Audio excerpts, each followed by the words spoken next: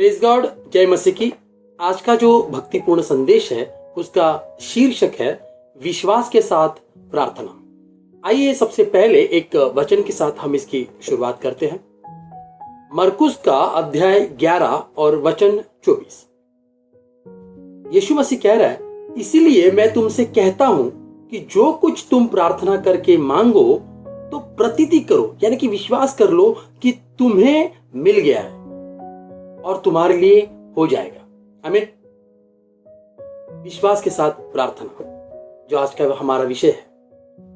एक बार ऐसे हुआ कि एक व्यक्ति था, विश्वासु था वो, और वो चाहता था कि मैं अपनी मिशनरी की शुरुआत करूं, और इसलिए उसने शुरुआत सुनाने के लिए, यानी सुसमाचार सुनाने के लिए एक गांव का चुनाव किया, और वहां से वो शुरुआत हुआ। सुसमाचार सुनाते वक्त उसे बहुत सारी कठिनाइयां आने लगी और बहुत सारे लोग ऐसे मिले जो बहुत कठोर थे, तो उसे सुनाने के लिए ही कोई तैयार नहीं होता था।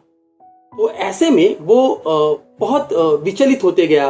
वो बहुत उसे ऐसे लगने लगा कि शायद मैं ये काम नहीं कर सकता, मैं इसमें सफल नहीं हो रहा हूं, क्योंकि कोई सुनने को ही तैयार नहीं था। ऐसे में वो निराश होकर रास्ते के एक कोने में आकर बैठा, तो उसने देखा एक व्यक्ति पत्थरों को तोड़ रहा था। जब उसने उसे ठीक से देखा तो कठिन से कठिन पत्थर भी वो बहुत आसानी से तोड़ रहा था। जब उसने इस बात को देखा तो वो उसके नजदीक गया और उसे पूछा कि भाई, ये तो बहुत ऐसे कठिन कठिन पत्थर है और तुम उसको बहुत आसानी से तोड़ रहे हो, ये कैसे? तो उसने कहा कि इसके पीछे एक टेक्निक है। जब मैं उसके साथ ये करता हूं, पहले उसे जब करता हूं, तब ये पॉसिबल हो जाता है कि मैं कठिन से कठिन पत्थर भी तोड़ सकता हूं। तो वो टेक्निक ऐसी है कि मैं पहले अपने आप को झुकाता हूं, घुटनों पर जाता हूं, और फिर इन पत्थरों को मैं तोड़ता हूं, तो कठिन से कठिन पत्थर भी आसानी से मैं तोड़ पाता हूं।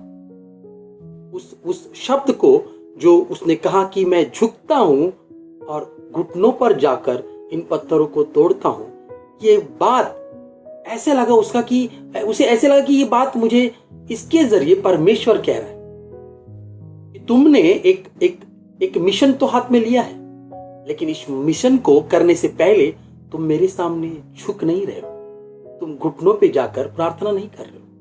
और उसे लगा कि ये करना बहुत जरूरी है।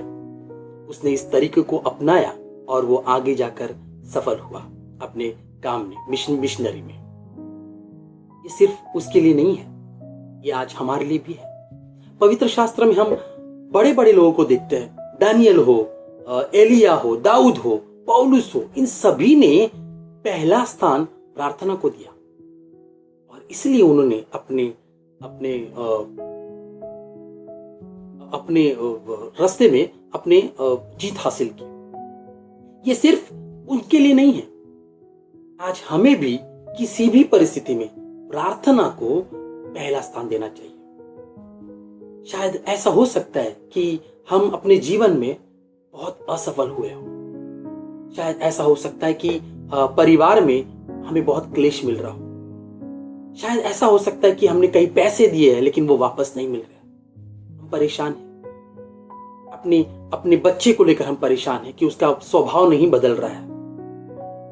शायद हम पैसों को लेकर परेशान हैं। शायद हम इसलिए परेशान हैं क्योंकि बच्चे नहीं हो रहे हैं, शादी नहीं हो रही, इसलिए परेशान हैं। शायद हम पढ़ाई को लेकर परेशान हैं। शायद हम अपने करियर को लेकर परेशान हैं। शायद हम नौकरी न मिलने पर परेशान हैं। शायद नौकरी मिली है पर वहां पर सताव हो रहा है, इसलिए परेशान हैं। शायद हम अपने घर में अकेले मसीह है, इसलिए बाकी लोगों से हमें सताव हो रहा है, इसलिए शायद हम परेशान हैं।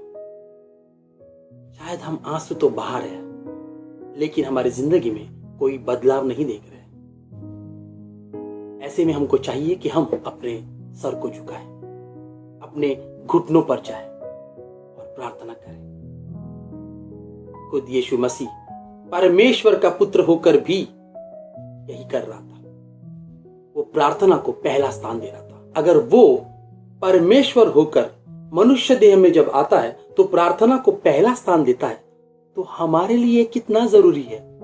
हमें याद रखिए, जो काम दिमाग नहीं कर सकता वो घुटने कर सकते हैं। दिमाग यानी बुद्धि तो अपने अपने काम को या परिस्थिति को अपनी बुद्धि से सुलझाने के बजाय हमको घुटने पर जाना जरूरी है और प्रार्थना करनी जरूरी है, ताकि हम उस परमेश्वर को अपने आप को समर्पित करें और उसे हमारी परेशानियों को दे, ताकि वो इन परेशानियों को, जो तकलीफों से हम गुजर रहे, उनको सुलझाए। आमीन। हम अपनी सफलता के लिए कितनी भी कोशिश कर लें, जीत की जो आज्ञा है वो सिर्फ हमारा परमेश्वर ही दे सकता है, क्योंकि ये ताकत सिर्फ उसमें ही है। क्योंकि इमिरिया का अध्याय 32 और वचन 17 में लिखा है, हे प्रभु यहोवा, तूने बड़ी सामर्थ और बढ़ाई हुई भुजा से आकाश और पृथ्वी को बनाया है, तेरे लिए कोई काम कठिन नहीं है। आमीन। हमारी हमारी तकलीफें हमारे लिए बड़ी है, शायद एक पहाड़ जैसी बड़ी है, मगर परमेश्वर के लिए वो एक छोटा पत्थर है, जिनको हमें घुटनों पे जाकर प्रार्थना के जरिए तोड़ना जरूरी है। आमीन। रोमियो के अध्याय 8 वचन 32 में लिखा है कि पौलुस लिखता है कि जिसने अपने निज पुत्र को भी न रख छोड़ा, परंतु उसे हम सब के लिए दे दिया, वो उसके साथ हमें और कुछ क्यों न देगा। तो जिसने हमें उद्धार दिया है अपने पुत्र के जरिए, तो क्या ये छोटी छोटी बातें, ये छोटी छोटी तकलीफें, ये जो परिस्थितियों से हम गुजर रहे, क्या वो उन तकलीफों से हमें निजात नहीं देगा? क्या उन तकलीफों को का हल नहीं निकालेगा? निकालेगा। जरूरी है कि हम उसके पास जाए, क्योंकि ये उसका तरीका है, ये परमेश्वर का तरीका है। जब हम प्रार्थना करेंगे, शायद वो इस प्रार्थना के बदले आज ही हमारी तकलीफ को दूर करे।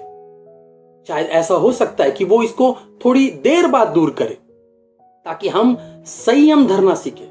शायद वो इस परिस्थिति को वैसा ही रखे, मगर हमको बदले, हमें उसकी शांति और धीरज देकर वो हमें दृढ़ बनाए, जिससे हम उस जिससे हमें उस तकलीफ का एहसास ना हो। ये उसका तरीका है, ये उसकी इच्छा है। हमारा काम सिर्फ प्रार्थना करना है और उसकी इच्छा पर चलना है। आमीन। आज से हम ये प्रण लेते हैं कि रोज जब हम सुबह उठेंगे तो अपना पहला वक्त परमेश्वर को देंगे, अपने सर को झुकाएंगे, घुटनों पे जाएंगे और विश्वास के साथ प्रार्थना करेंगे, क्योंकि लिखा है कि परमेश्वर के लिए कोई भी काम कठिन नहीं है। आमीन। धन्यवाद। Thank you. God bless you all.